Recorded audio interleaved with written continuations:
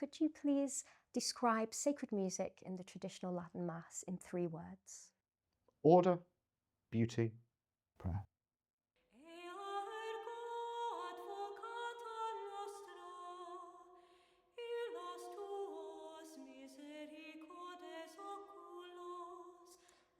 Hello Christian, thank you so much for joining me today for this talk on sacred music in the traditional Latin Mass. Could you introduce yourself, please? Certainly, yes, it's a pleasure to be here.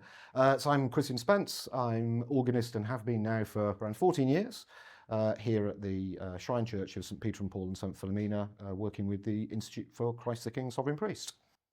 Thank you, Christian. And as organist, what music are you preparing for this Sunday? Oh, for this Sunday. So, well, I guess for people watching, you need to know that tomorrow is Septuagesima, so we're entering the pre-Lenten phase of the Church's year, so 2.5 weeks of preparation before we move into the season of Lent itself for fasting and preparation for the great feast of Easter. So Septuagesima is sort of this unusual flavour in the Church's year of being both outwardly penitential but not fully penitential. So as an organist, one of course the things we're aware of, or you maybe not be aware of, for the traditional Latin Mass, of course, is the organ is not used as a solo instrument during the period of Lent.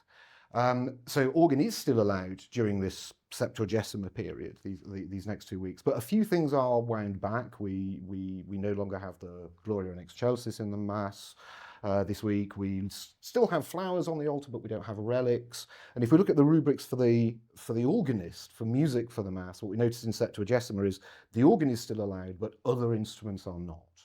So we always straight away get this flavour from the Church guiding us that this is a period of restraint as we advance to Lent, where I get to lock the console of the organ and be quiet for a few weeks. So we're sort of trying to make sure that we recreate that will of Holy Mother Church in defining the season through some of the music we're going to use. So commonly for us here at the Institute in New Brighton, everything is usually Baroque. Most of our music comes from the great French Baroque school of Clérambault and Couperin and de Grigny, or from the great German school of people like of Bach, Buxtehude, of Pachelbel, of Bohm, of Walter. These are the kind of great composers that sort of frame our choice. So this week will be almost entirely Germanic in its music. So lots of Bach, lots of Buxtehude, chosen specifically to sort of mark this Septuagesima period. So there'll be a number of chorale preludes. Very highly ornamented works from the German tradition, which are choosing to pick out particular melodic characteristics.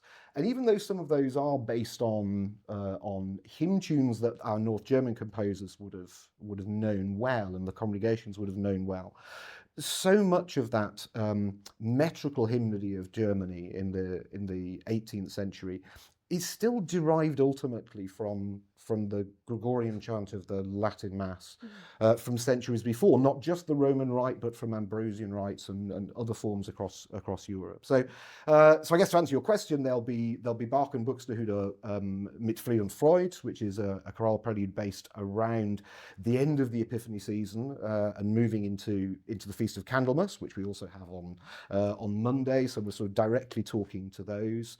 We'll be using one of Bach's great organ partitas, Christe du bist der helle Tag, which again is written for and speaks to this period of spiritual preparation before the onset of Lent. And a set of works which I'll use over the 3 Sundays of Septuagesima is the great J.S. Bach, the great C minor, Fantasia and Preludes and Fugues from his organ work, which have a restrained grandeur about them. So they both manage to express joy, but restraint and penitence. So we'll be using those particularly around the office and Vespers.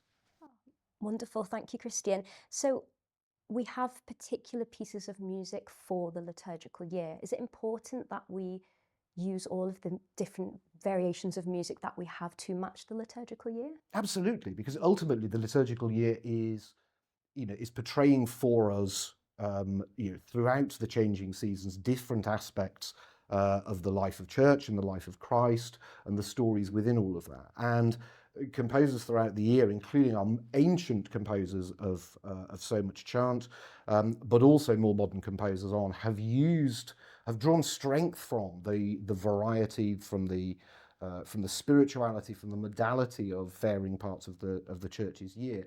And if we restrict ourselves too tightly to a small diet of those things, then we also spiritually restrict ourselves from being able to express the different aspects of the church's year as they move through. An example I often use for this is things like, people often talk about the different mass setting, the different Kyriales in the Liturgy Oralis, but a lovely one for me is things like the different melodies for the office hymns throughout the year.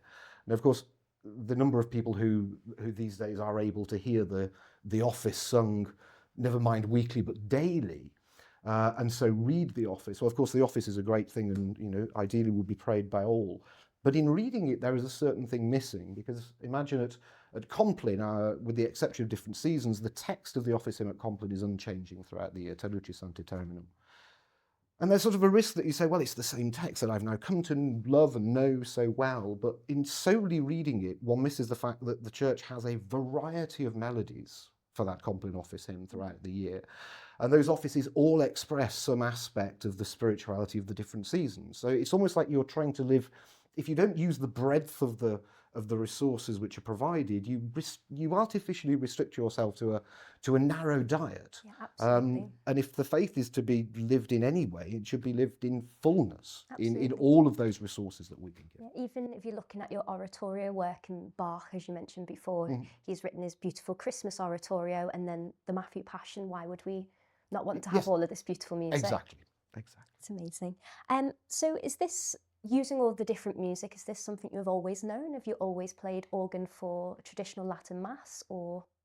So not always for the traditional Latin Mass, and not always as a Catholic. So I'm a convert from Anglicanism with the Church of England, and I've been a Catholic for coming up for 13 years this Easter. So no, it's been sort of a remarkable revelation over the years, learning to live with a different musical tradition. Naturally, as a convert, I have my own spiritual change that's been going through that as well. So I was very much brought up in the the bread and butter Church of England world within Anglican cathedral and Anglican choral music. So I was brought up in this very huge, rich and diverse world, particularly anchored around sort of choral evensong and Holy Communion on Sunday mornings. And then in some ways, I think for so many sort of modern, I was a professional musician as well, for so many professional musicians, you sort of come to music in the traditional Latin rite, what you call the extraordinary form. And in some ways, it almost feels restrictive, in the sense that out in the, certainly, out of the Church of England, you have this huge array of composers, and you're often singing things from Palestrina right through to composers who are still alive. And as you come inside the Roman Rite, you realize that it actually gives you it feels like it might give you a smaller view of the work. So I'm so much more restricted to Gregorian chant, and my options are not as wide. It's much harder to just go and choose anything off the shelf that I feel.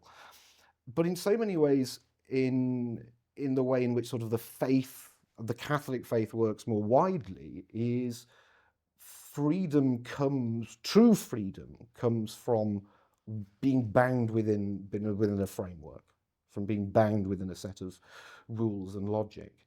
And so whilst, yes, sort of the Liturgy Oralis is our sort of core work alongside others, but actually what is in there, the way you learn over the years and the way you understand how the church develops her music for different seasons, and that these things are given to us as a tool for prayer, for expression within the liturgy, then actually the more freedom you gain. There is a great freedom inside order, and the traditional Latin rites really do support that. I completely understand, being a convert myself as well, of nearly a year now, but I completely understand. What was it like for you playing your first traditional Latin Mass? Terrifying. Yeah. Terrifying in the sense that, I mean, from the organist point of view, just like what is going on? What is going on? How do I know where I am at any one point? And you know, thanks for so many canons, priests, seminarians who stood around me at the organ in those early days, sort of saying, start now, stop as soon as you hear the bell. So a terrifying experience really, but again, something which has become a great joy is to have to immerse yourself in all of that. So to understand that to be a successful organist within the traditional liturgy is you must simply understand the liturgy, so that you do know what is happening, why, how long things are going to take.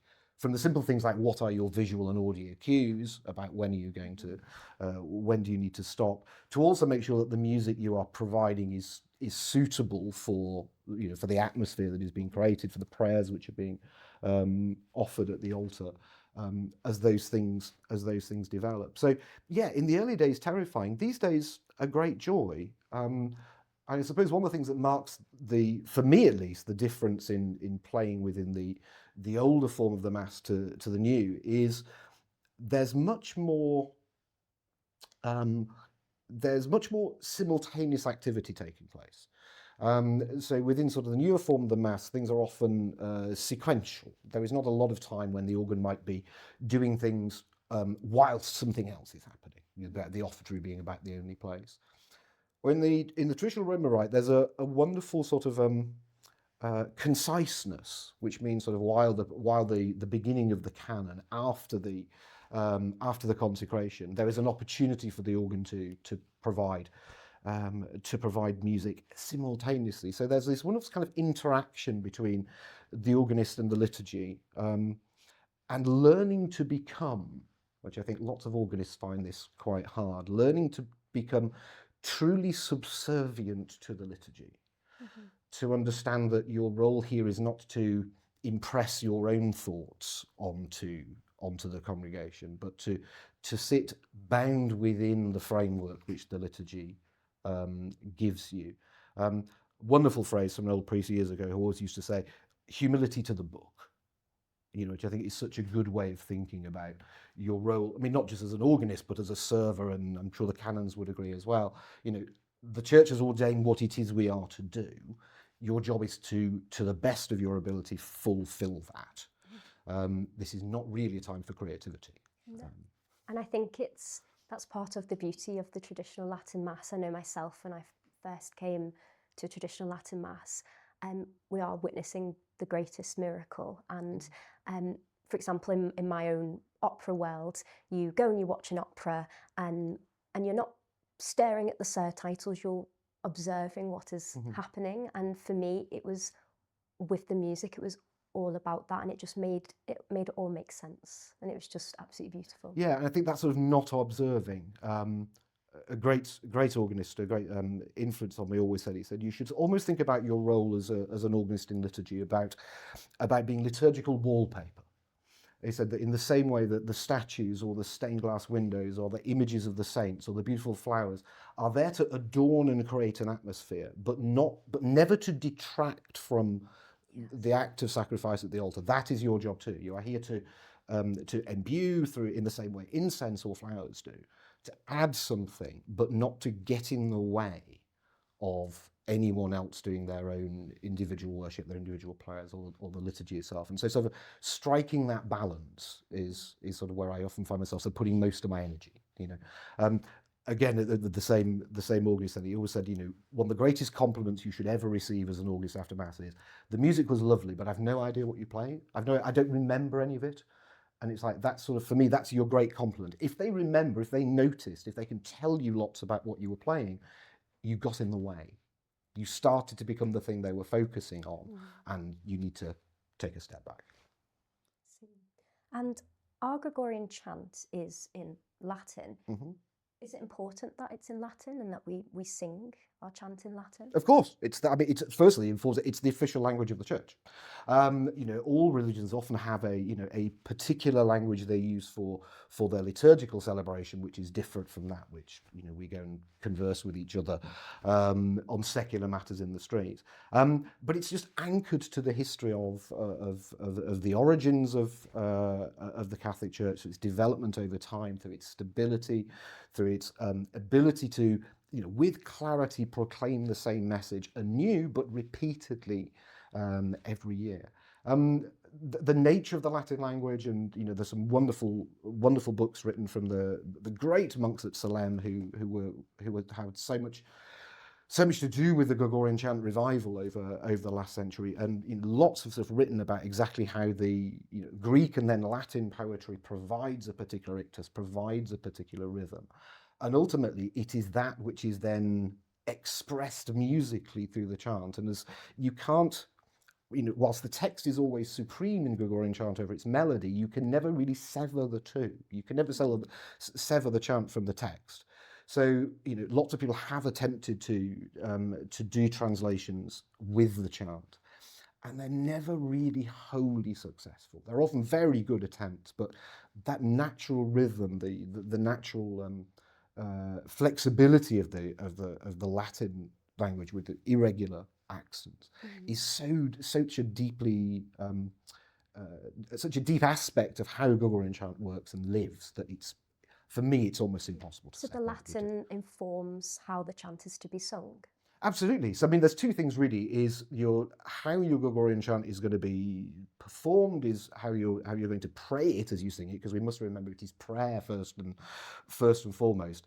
Is always some conjunction of the text itself, and if we don't understand the true meaning of the text, we'll never be able to fully interpret. And secondly, the music and its mode, the melody and its mode. Those two things are combined, and when chant is done well, what you really feel is you feel the unity that comes from text, melody, and modality coming together to serve that common purpose. Mm-hmm.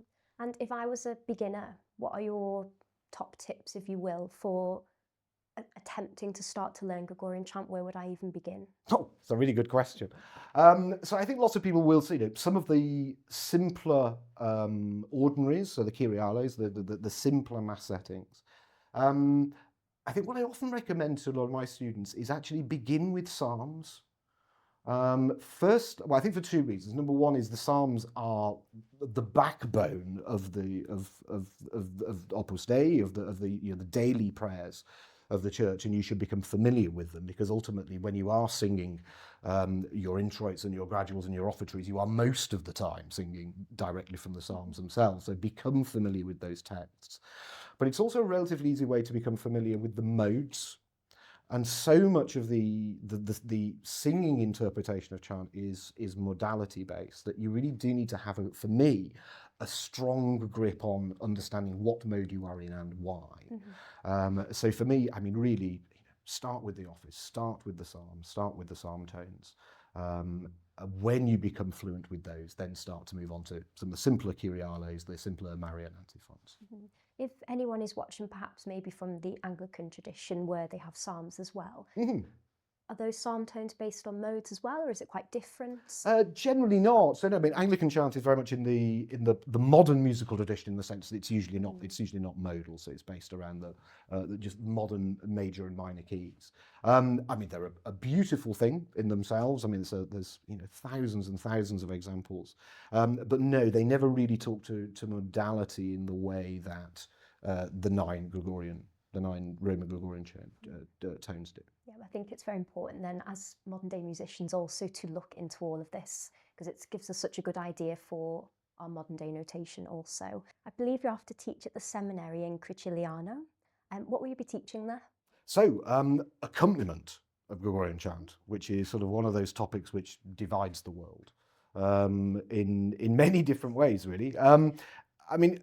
Accompaniment of chant, you can read so many writers on this, and not only recently, but back in 16th, 15th century and before. Some people will just say chant should never be accompanied. It was never designed to be accompanied in any way. and that actually as soon as you try and force a harmonic aspect onto a melodic form, that there will always be sort of an imperfect match in those things. Sort of the writers at Salem and the organists who worked with the Benedictine community as this huge revival and reformation of chant, sort of concluded, well, sort of whether it is perfect or not, accompaniment of chant now sort of seems to be with us, and certainly was helpful in re-establishing at the end of the 19th century the primacy of chant in Roman liturgy, as it had fallen away significantly over 200-300 years before that. So actually bringing the organ back in helps the congregation, helps to provide sort of some support for all that. Where sort of so we sort of have this school of never or do, and this sort of middle ground of, well, maybe we shouldn't, but maybe there are some reasons for it. And then sort of from that sort of 19th century school onwards, then there's become a huge number of different schools about, well, how should chant be accompanied? How does one actually approach the idea?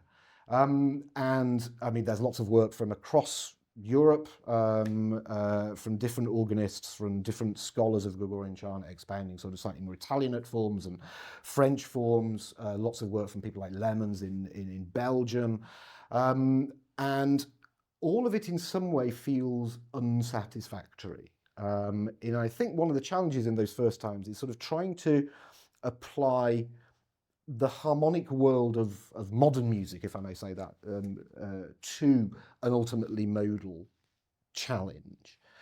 And as time moves on into sort of the late 19th and earliest 20th century, there are now a number of composers who are successfully wrestling with the modality aspect of chant, and we're starting to get a number of editions being published, which at least are speaking eloquently to the modality problem.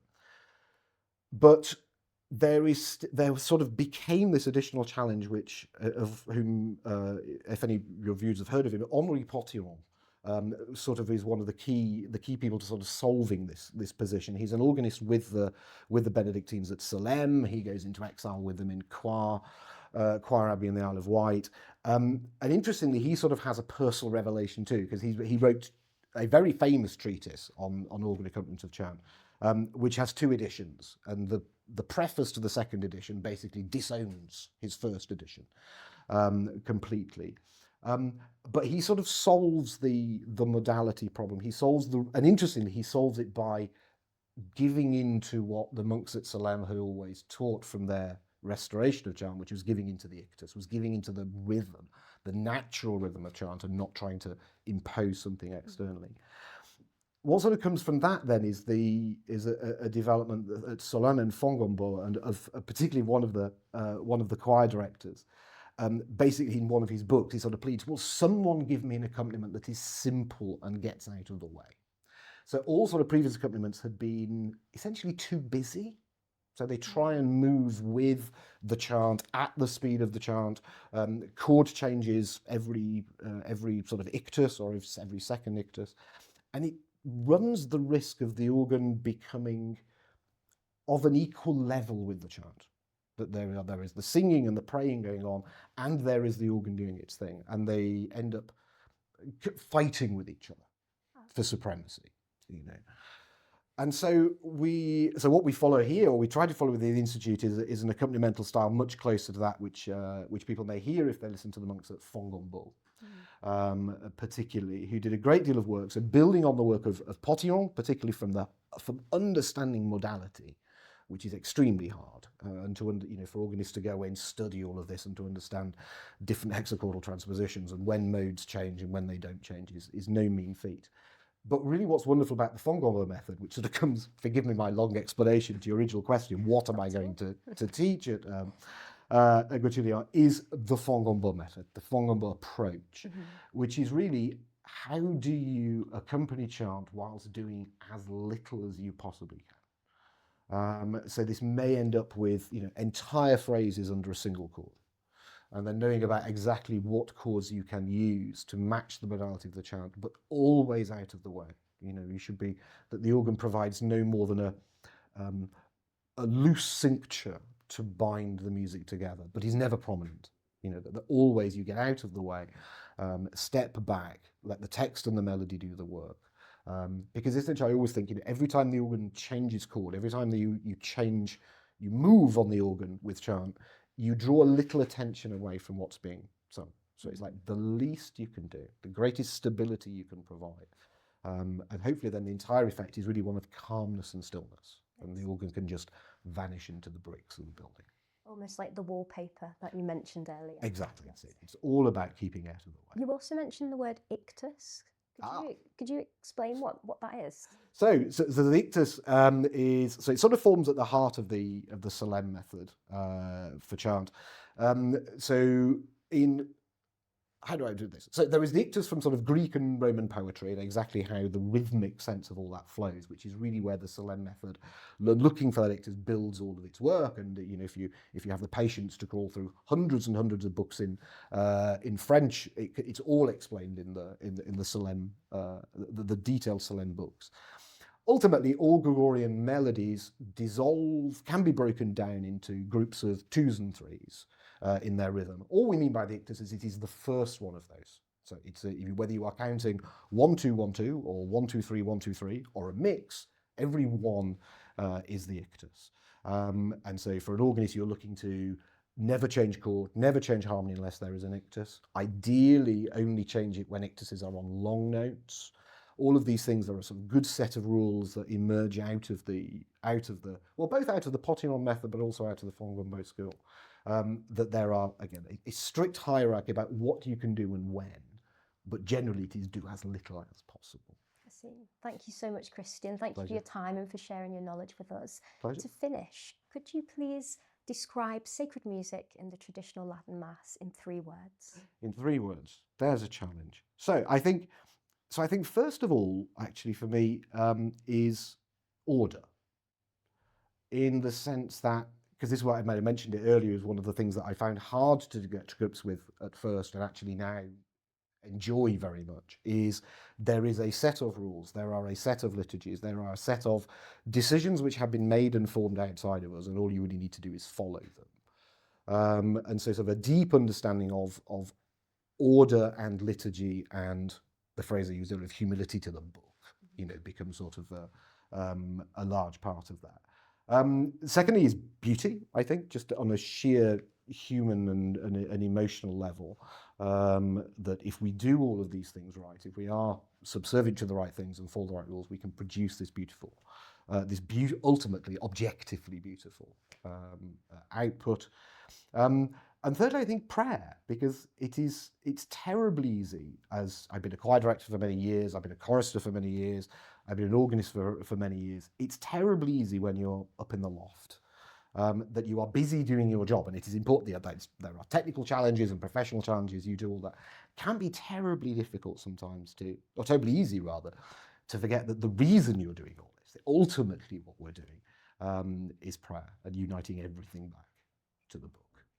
Thank you, Christian. Thank you. God bless. Goodbye.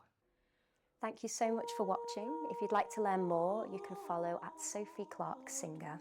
And if you'd like to learn more about the work of the Institute of Christ the King Sovereign Priest in New Brighton, you can see that in the link below. And also the work of Christian Spence. We'll put a link in the description to his organ recital series.